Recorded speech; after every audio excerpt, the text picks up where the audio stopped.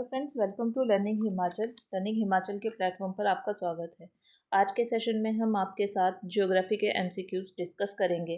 तो हमारे पास हमारा फर्स्ट क्वेश्चन है, which one of the following countries is farthest from the equator. Location wise आपसे क्वेश्चन पूछा गया है और इस तरह का क्वेश्चन आपसे पूछा जा सकता है। तो आपको इक्वेटर मैप को देखना है, अच्छे से ऑब्जर्व करना है और फिर आपको इक्वेटर के पास बेसिकली जो इक्वेटर है या ट्रॉपिक ऑफ कैंसर है, ट्रॉपिक ऑफ कैप्रिकॉर्न है, उसके आसपास की जो कंट्रीज़ है उनको मेमोराइज या विजुअलाइज करने की कोशिश करनी है। ठीक है, तो यहाँ पर जो आपका क्वेश्चन है, आपको अगर मैं बताऊँ तो अगर ये अर्थ हम अपनी ड्रॉ करें और ये हम 0 डिग्री इक्वेटर ड्रॉ करने की कोशिश करें, तो आपके पास जो केन्या अफ्रीकन कंट्री है यहाँ नज़दीक है, इक्वेटर के काफ़ी नज़दीक है यहाँ जैसे। और आपका जो मालदीव्स है, आपको पता है यहाँ जैसे होगा कहीं। और कोलंबिया भी आपका नॉर्थ साउथ अमेरिकन कॉन्टिनेंट में है ना। और जो फ्रांस है आपका, ये फ्रांस काफ़ी दूर है। तो आपके इस क्वेश्चन का जो आंसर रहेगा फ्रांस रहेगा। ठीक है, तो फ्रांस आपका इक्वेटर के पास नहीं है। ये सारे के तीनों कंट्रीज जो हैं इक्वेटर के पास हैं, लेकिन फ्रांस जो है वो ये फारदेस्ट है इनमें दिए गए पॉइंट्स में से। ठीक है, तो आपके पास आपका अगला क्वेश्चन है, minerals as per standard definition minerals की। देखिए, ये इस तरह का क्वेश्चन भी आपसे पूछा जा सकता है कि किसी भी तरह का क्वेश्चन आपसे पूछा जा सकता है। तो मिनरल है, बहुत बेसिक सा क्वेश्चन है, लेकिन यहाँ पर भी अगर आप देखोगे तो आप कंफ्यूज हो जाओगे अगर पेपर में ऐसा ही क्वेश्चन आपसे पूछा गया तो मिनरल की डेफिनेशन बतानी है, स्टैंडर्ड डेफिनेशन। तो मिनरल कौन सी सब्सटेंसेस होते हैं आपके।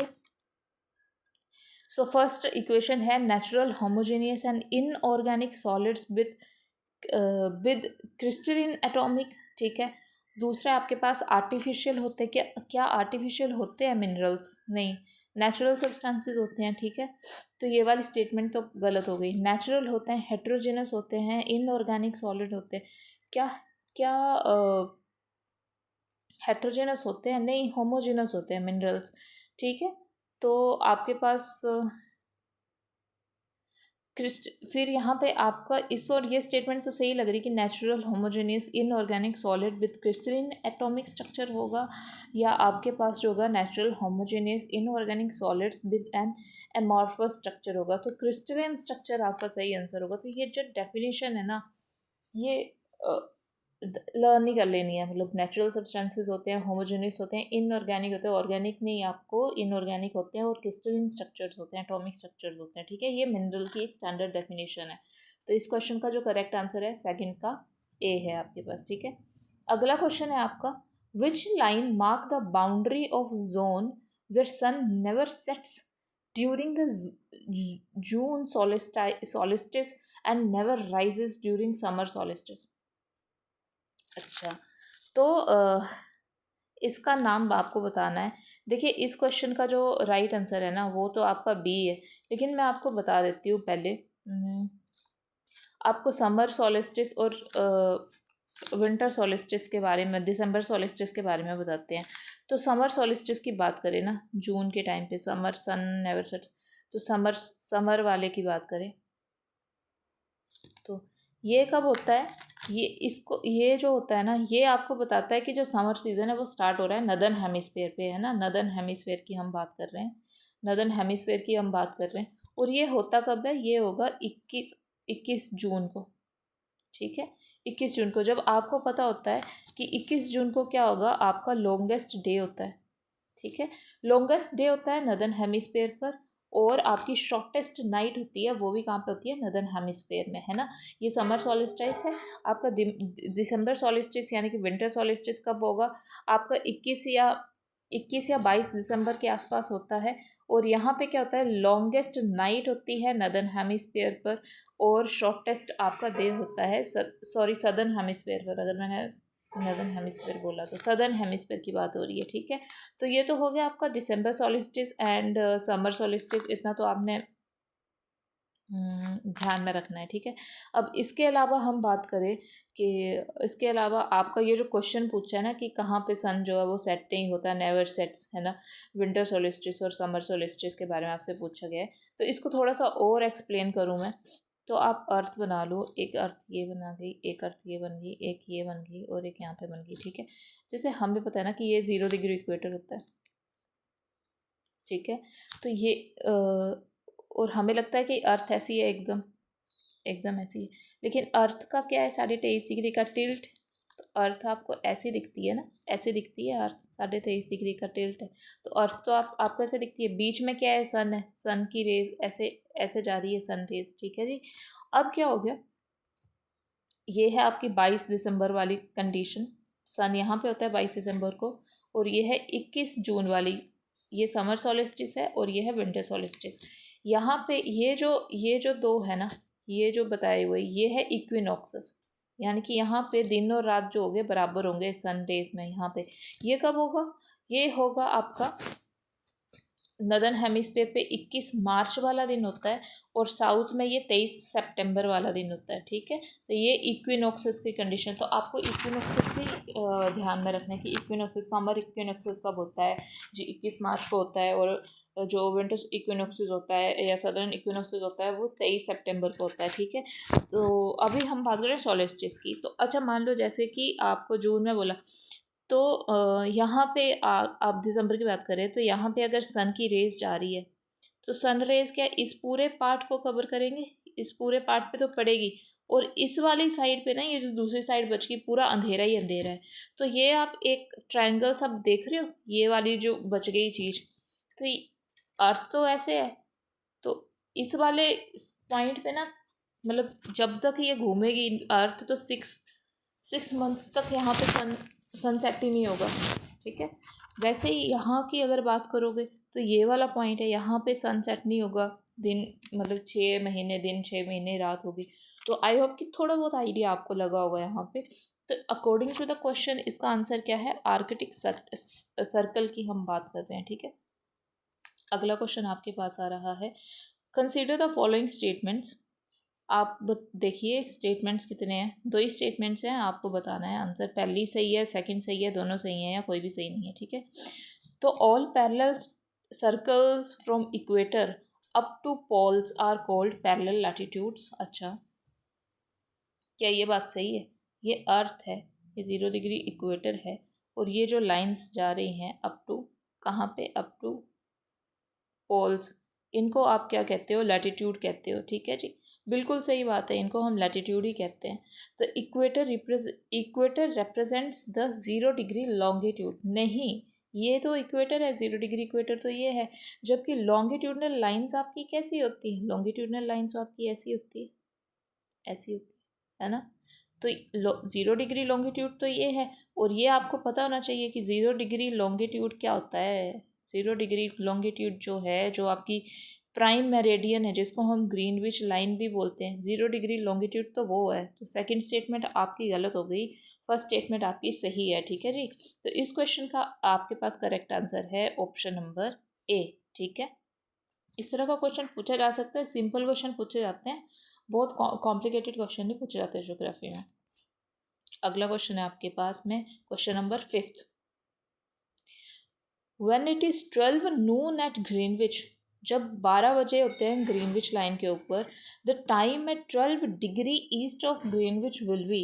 तो आपको बताना है, आ सकता है ऐसा क्वेश्चन भी, कि जब ग्रीनविच लाइन के ऊपर 12 बज गए, तो ग्रीनविच लाइन के 12 डिग्री ईस्ट में कितने बजे होंगे, ठीक है। तो आपको पता है ना कि सन कहाँ पे राइज करता है, सन राइज करता है ईस्ट में, ठीक है। तो ईस्ट से वेस्ट की तरफ जाएगा सन, ठीक है, ठीक है ना। तो ईस्ट में पहले टाइम स्टार्ट होता है, तो ईस्ट है, तो आपको यहाँ से पता चलना है कि जो भी टाइम आएगा ना वो अहेड ही आएगा, वो टाइम पहले चल रहा होगा, आगे चल रहा होगा टाइम, ठीक है। तो पहले तो आपने ये जो बिहाइंड बिहाइंड वाले ना, इन ऑप्शन को आप कट कर दो, behind Greenwich line, behind this and this. तो या तो ए वाला ऑप्शन है आपके पास या सी वाला, क्यों मैंने बता दिया कि कहाँ क्यों। अब आप बताओ कि 1 डिग्री जो है वो कितने मिनट के बराबर होता है, 4 मिनट के बराबर है ना। तो यहाँ पे दिया कितना है, 12 डिग्री, 12 × 4 करोगे तो आपका 48 मिनट्स आ जाएगा, ठीक है। 1 degree is equal to 4 minutes, so 12 × 4 करोगे तो 48 मिनट्स अहेड आएगा ग्रीनविच टाइम से, ठीक है ना। ईस्ट की तरफ बात कर रहे हैं, तो ऑप्शन नंबर ए आपका जो है वो करेक्ट आंसर है इस क्वेश्चन का। आपको पता चला कैसे किया, पता चल गया होगा, ठीक है। अगला क्वेश्चन है आपका, lunar eclipse always occur only on a first quarter day, full moon day, new moon day, last quarter day. जो मूनर एक्लिप्स है आपका वो कब होता है, तो सभी को पता होगा कि फर्स्ट क्वार्टर में नहीं होता है, लास्ट क्वार्टर में नहीं होगा, कन्फ्यूजन होगा तो यहाँ पे होगा कि फुल मून डे पे होता है या न्यू मून डे पे होता है। देखो समर एक्लिप्स ना हमेशा फुल मून डे पर होता है। ये जो न्यू मून डे है ना, जिसको हम क्या कहते हैं, अमावस्या, पता है ना, अमावस्या, ये होता है हमेशा न्यू मून डे पर। लेकिन जो लूनर एक्लिप्स है वो होता है हमेशा फुल मून डे पर। दोनों में कंफ्यूज नहीं होना है, ठीक है जी। तो इस क्वेश्चन का करेक्ट आंसर था ऑप्शन नंबर बी। अगला क्वेश्चन है आपका, Every fourth year, February is 29th days instead of 28 days. हर 4 साल बाद, 4 साल के बाद में 29 डेज आते हैं फरवरी में, 28 की जगह पर। Such a year with 366 days is called leap year. तो ऐसे ईयर को हम लीप ईयर कहते हैं, पता है ना आपको क्या क्यों है, आपके पता होगा कि अर्थ जो है वो कितना घूमती है और कितने मिनट, है ना, ये तो बेसिक सी बात है। तो सिंपल सा क्वेश्चन है ये, तो नहीं, ऐसा तो नहीं आ सकता, फिर भी है यहाँ पर। तो ऑप्शन नंबर बी है आपके पास में इसका करेक्ट आंसर, ठीक है, कि 2020 में लास्ट लीप ईयर आया था आपका, ठीक है जी। और ठीक है, अगला अगला क्वेश्चन है आपके पास में, the property of magnetism in the earth is due to the presence of. Earth का जो मैग्नेटिज्म है, अर्थ में जो मैग्नेटिक प्रॉपर्टी है, आपको पता है ना मैग्नेटिज्म क्या होता है, मैग्नेटिक जो प्रॉपर्टी है आपकी, वो अर्थ की क्यों है, अर्थ में क्या प्रेजेंट है जिसकी वजह से अर्थ की मैग्नेटिक प्रॉपर्टीज हैं। क्या क्या मैग्नीश क्या ऑप्शन नंबर ए आपके पास सही है, ठीक है। क्या आपके पास, देखिए इसका सही आंसर क्या है, अर्थ के कोर में क्या है, Fe, जिसको हम कहते हैं आयरन। इसके अलावा क्या होता है, और निकेल भी है। लेकिन मैग्नेटिज्म के ऊपर क्वेश्चन आया है, उसकी वजह से चुंबक का जो मैग्नेटिज्म है, वहाँ से आप ले लो कि जो अर्थ के कोर में क्या होता है, आयरन होता है, उसकी वजह से अर्थ में क्या है, मैग्नेटिक प्रॉपर्टीज़ हैं, अर्थ की मैग्नेटिक प्रॉपर्टीज़ है, ठीक है।